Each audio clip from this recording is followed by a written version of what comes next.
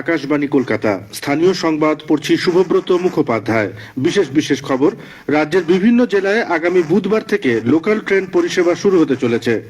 চলতি সপ্তাহেই মাঝেরহাট সেতু খুলে দিতে চায় রাজ্য সরকার। তৃণমূল নেত্রী মমতা ব্যানার্জির আগামী 7ই ডিসেম্বরের পশ্চিম মেদিনীপুরের জনসভাকে কেন্দ্র করে রাজনৈতিক মহলে আগ্রহের সৃষ্টি হয়েছে। রাজ্য মন্ত্রিসভা থেকে পদত্যাগ করার পর আজই প্রথম মহিষা দলে একটি অনুষ্ঠানে যোগ দিচ্ছেন শুভেন্দু অধিকারী। প্রধানমন্ত্রী নরেন্দ্র মোদী আজ মন কি বাত অনুষ্ঠানে তাঁর চিন্তাভাবনা সকলের সঙ্গে ভাগ করে নেবেন। সিডনিতে চলতি সিরিজের দ্বিতীয় একদিনের ম্যাচে ভারত আজ অস্ট্রেলিয়ার মুখোমুখি হচ্ছে। আগামী বুধবার অর্থাৎ 2রা ডিসেম্বর থেকে রাজ্যের বিভিন্ন জেলায় লোকাল ট্রেন পরিষেবা চালু হতে চলেছে। এতদিন পর্যন্ত কলকাতা ও সন্নিহিত শহরতলি অঞ্চলে লোকাল ট্রেন চালু হলেও অন্যত্র তা বন্ধ ছিল। পূর্ব রেল সূত্রে জানা গেছে, এই দফায় প্রাথমিকভাবে হাওড়া, আসানসোল ও মালদা ডিভিশন মিলিয়ে মোট 54টি ট্রেন চালানো হবে। হাওড়া ডিভিশনে চলবে 30টি, আসানসোলে 22টি এবং মালদায় 2টি। নতুন ট্রেনগুলির মধ্যে হাওড়া ডিভিশনে বর্ধমান রামপুরহাট শাখায় চলবে 8টি, রামপুরহাট গুমানি শাখায় 8টি, রামপুরহাট দুমকা যোশীটি শাখায় 2টি, কাটোয়া আজিমগঞ্জ শাখায় 8টি এবং আজিমগঞ্জ রামপুরহাট শাখায় 4টি লোকাল ট্রেন চলবে। আসানসোল ডিভিশনের 22টি ট্রেনের মধ্যে বর্ধমান আসানসোল রুটে চলবে 8টি, অন্ডাল সাঁইথিয়া শাখায় 4টি, আসানসোল ধানবাদ শাখায় 4টি, আসানসোল যোশীটি শাখায় 4টি এবং অন্ডাল যোশীটি শাখায় 2টি ট্রেন চলবে। মালদা ডিভিশনে 2টি ট্রেন চলবে মালদা বারহাড়োয়া শাখায়। চলতি সপ্তাহেই মাঝেরহাট সেতু সর্বসাধারণের জন্য খুলে দিতে চায় রাজ্য সরকার। নতুন করে তৈরি হওয়া সেতুটির উদ্বোধন করবেন মুখ্যমন্ত্রী মমতা ব্যানার্জি। গতকাল সেতু পরিদর্শনে যান পূর্তমন্ত্রী অরূপ বিশ্বাস। উদ্বোধনের প্রস্তুতি নিয়ে আগামীকাল সোমবার চূড়ান্ত সিদ্ধান্ত হবে বলে পূর্ত দপ্তর সূত্রে জানা গেছে। রেল ইতিমধ্যেই জানিয়ে দিয়েছে, সেতু নিয়ে তাদের তরফে কোনো কাজ বাকি নেই। গত শুক্রবার সন্ধ্যায় রেল সেতু ফের খুলে দেবার ব্যাপারে রাজ্য প্রশাসনের কাছে প্রয়োজনীয় শংসাপত্র জমা দিয়েছিল। উল্লেখ্য, 2018 সালের 4 সেপ্টেম্বর মাঝেরহাট সেতুটি ভেঙে পড়ায় সন্নিহিত অঞ্চলের যান চলাচল নিয়ে যথেষ্ট অসুবিধার সৃষ্টি হয়। মুখ্যমন্ত্রী তথা তৃণমূল নেত্রী মমতা ব্যানার্জি আগামী 7ই ডিসেম্বর পশ্চিম মেদিনীপুরে জনসভা করবেন। দলের প্রাক্তন মন্ত্রী শুভেন্দু অধিকারীর পদত্যাগকে কেন্দ্র করে তৈরি রাজনৈতিক আবহে এই জনসভাটি অত্যন্ত গুরুত্বপূর্ণ বলে মনে করা হচ্ছে। জনসভায় শুভেন্দুবাবুর পূর্ব মেদিনীপুর জেলার তৃণমূল কংগ্রেস কর্মীদেরও যোগ দিতে নির্দেশ দেওয়া হয়েছে। দলীয় সূত্রে জানা গেছে, ওই দিন তৃণমূল নেত্রী 2 মেদিনীপুর ও ঝাড়গ্রামের পরবর্তী রাজনৈতিক কর্মসূচি ঘোষণা করতে পারেন। এদিকে তৃণমূল কংগ্রেস আগামী বিধানসভা নির্বাচনের প্রস্তুতি পর্বে কোচবিহার থেকে সুন্দরবন পর্যন্ত রাজ্যের সর্বত্রই দলনেত্রীকে সামনে রেখে প্রচার শুরু করতে চলেছে। দলের মহাসচিব পার্থ চট্টোপাধ্যায় গতকাল সাংবাদিকদের জানান, সরকারের সাফল্যকে তুলে ধরে এই প্রচারাভিযান চালানো হবে বলে শুক্রবার দলীয় বৈঠকে স্থির হয়েছে। রাজ্য মন্ত্রিসভা থেকে পদত্যাগের পর শুভেন্দু অধিকারীর আজ পূর্ব মেদিনীপুরের মহিষা দলে একটি অরাজনৈতিক অনুষ্ঠানে যোগ দেওয়ার কথা। সদ্য প্রয়াত স্বাধীনতা সংগ্রামী রণজিৎ বয়ালের স্মরণে ওই সভার আয়োজন করা হয়েছে। এই অনুষ্ঠান থেকে শুভেন্দুবাবু তার ভবিষ্যৎ পদক্ষেপ ঘোষণা করেন কিনা সেদিকেই সকলের নজর থাকবে। এদিকে শুভেন্দু অধিকারীর সভাস্থলের কাছেই এলাকা জুড়ে শিবসেনার একাধিক পতাকা দেখা যাওয়ায় রাজনৈতিক জল্পনার সৃষ্টি হয়েছে। পূর্ব মেদিনীপুর জেলা তৃণমূল কংগ্রেসের কোঅর্ডিনেটর তথা রামনগর বিধানসভা কেন্দ্রের বিধায়ক অখিল গিরি খেজুরির বেশ কিছু দলীয় কার্যালয় দখল করে নেওয়া নিয়ে বিজেপির বিরুদ্ধে অভিযোগ করেছেন। তিনি বলেন, ওই এলাকায় বেশ কয়েকটি পার্টি অফিসে তৃণমূল কংগ্রেসের পতাকা খুলে নিয়ে বিজেপির পতাকা লাগানো হয়েছিল, তবে প্রশাসনের উপস্থিতিতে সেগুলি পরবর্তীকালে খুলে নেওয়া হয়। শুভেন্দু অধিকারী দলত্যাগ তিনি এখনো তৃণমূল কংগ্রেস ছাড়েননি। মহিষা দলে শুভেন্দুবাবুর সভার জায়গায় শিবসেনার পতাকা লাগানোর মানেই এই নয় যে উনি ওই দলে গেছেন। তিনি সরকারি পদ ছেড়েছেন বটে, কিন্তু দলেই আছেন। তবে অরাজনৈতিক ব্যাপারে কিছু কর্মসূচি নেওয়ায় দলীয় কর্মীদের মধ্যে বিভ্রান্তির সৃষ্টি হয়েছে বলে তিনি মন্তব্য করেন। বিজেপি রাজ্য সহ সভাপতি রাজু বন্দ্যোপাধ্যায় বলেছেন, শুভেন্দু অধিকারী খুব শীঘ্রই তাদের দলে যোগদান করবেন। গতকাল বর্ধমানে এক দলীয় কর্মসূচিতে যোগ দিয়ে তিনি বলেন, রাজ্যে গণতন্ত্র নেই, আইনের শাসন নেই। একদিকে মাফিয়া রাজ চলছে, অন্যদিকে শিক্ষা সংস্কৃতি ভেঙে পড়ছে। এর বিরুদ্ধে যারা লড়াই করছেন বিজেপিতে তারা স্বাগত। এদিনের সভায় প্রায় 500 সংখ্যালঘু সম্প্রদায়ের মানুষ বিজেপিতে যোগদান করেন।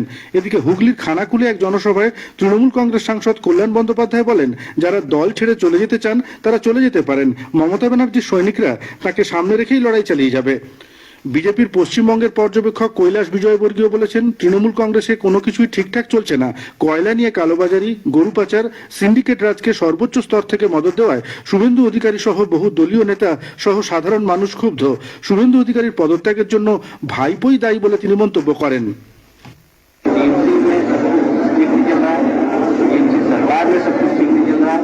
भाई को जिस प्रकार कोयले की कालाबाजारी कर रहे हैं, जिस प्रकार कोयला महिला के मामलों से जुड़े हुए हैं, इस प्रकार से डिबेट के लोगों से पैसा वसूल कर रहे हैं, उससे स्कूल तो सही बहुत सारे लोगों की नाराजगी है। কয়লা পাচার কাণ্ডে সিবিআই এর তল্লাশি চলাকালীন মৃত্যু হয়েছে ইসিএল এর এক আধিকারিকের। জানা গেছে সিবিআই এর দুর্নীতি দমন শাখার আধিকারিকদের কয়েকটি দল গতকাল এ রাজ্যের বেশ কিছু এলাকা সহ ঝাড়খণ্ড ও বিহারের 40টি জায়গায় তল্লাশি চালায়। কলকাতার বিভিন্ন এলাকা ছাড়াও পশ্চিম বর্ধমানের দুর্গাপুর, রানীগঞ্জ, দক্ষিণ 24 পরগনা জেলার বিষ্ণুপুর ও পুরুলিয়ার বেশ কিছু স্থানে এই অভিযান চলে। পাচার চক্রের মাথা অনুপ মাঝির ওরফে লালার বাড়ি ও অফিসের পাশাপাশি তার ঘনিষ্ঠদের বাড়িতে কেন্দ্রীয় গোয়েন্দা সংস্থার দল তল্লাশি চালান। অন্ডালে ইসিএল এর এরিয়া সিকিউরিটি ইন্সপেক্টর ধনঞ্জয় রায়ের শ্রীপুরে কোয়ার্টারে হানা দেয় সিবিআই এর আধিকারিকরা। সেখানে তাকে জিজ্ঞাসাবাদও করা হয়। জেরার সময় তিনি অসুস্থতা বোধ করেন বলে খবর। কালনার হাসপাতালে নিয়ে যাওয়া হলে চিকিৎসকেরা তাকে মৃত বলে ঘোষণা করেন। রাজনৈতিক মদতে হাজার হাজার কোটি টাকার প্রাকৃতিক সম্পদ লুট হয়ে যাচ্ছে বলে রাজ্য বিজেপি সভাপতি দিলীপ ঘোষ অভিযোগ করেছেন। ইসিআইএল এ কেন্দ্রীয় তদন্ত সংস্থার হানা প্রসঙ্গে দিলীপবাবু বলেন, অপরাধীদের খুঁজে বের করতে সরকার উপযুক্ত ব্যবস্থা নিচ্ছে। মানুষের দুঃখ ছিল যে এই ধরনের সরকারি সম্পত্তি লুট করছে কিছু লোক, তার প্রতিকার হওয়া উচিত। আমরাও বহু বছর বলেছি, কিন্তু হয়নি। গরুর টাকা, কয়লার টাকা, বালির টাকা, পাথরের টাকা, এই যে ন্যাশনাল রিসোর্স, এটা লুট হয়ে যাচ্ছে। যার ট্যাক্স সরকার পাওয়া উচিত, কিছু লোক করে খাচ্ছে। তার সঙ্গে পার্টির লোকেরা যুক্ত আছেন, প্রশাসনের লোকেরা যুক্ত আছেন। সেটা সামনে আসা উচিত, তার সাজা পাওয়া উচিত। আর এটা কোনো ছোট টাকা নয়, হাজার হাজার কোটি টাকা। কেন্দ্রীয় সংস্থাগুলো সক্রিয় হয়েছে, মাথাগুলোকে ধরেছে, কিছু জায়গায় কানকে ধরেছে, এবার মাথা আসবে। স্থানীয় সংবাদ শুনছেন আকাশবাণী কলকাতা কেন্দ্র থেকে। করোনা সংক্রমণ এড়াতে মাস্ক পরুন ও ঠিকভাবে পরুন, 2 গজ দূরে থাকুন, নিরাপদ দূরত্ব বজায় রাখুন, হাত ও মুখ পরিষ্কার পরিচ্ছন্ন রাখুন। প্রধানমন্ত্রী নরেন্দ্র মোদী আজ আকাশবাণীর মন কি বাত অনুষ্ঠানে তাঁর চিন্তাভাবনা সকলের সঙ্গে ভাগ করে নেবেন। এটি হবে মাসিক এই বেতার অনুষ্ঠানের 71তম পর্ব। আকাশবাণী ও দূরদর্শনের সবকটি চ্যানেলে বেলা 11টা থেকে ওই অনুষ্ঠানটি শোনা যাবে। এছাড়া www.newsonair.com website, news on AIR mobile app এবং আকাশবাণী ও দূরদর্শন সংবাদের ইউটিউব চ্যানেলে সরাসরি মন কি বাত সম্প্রচারিত হবে।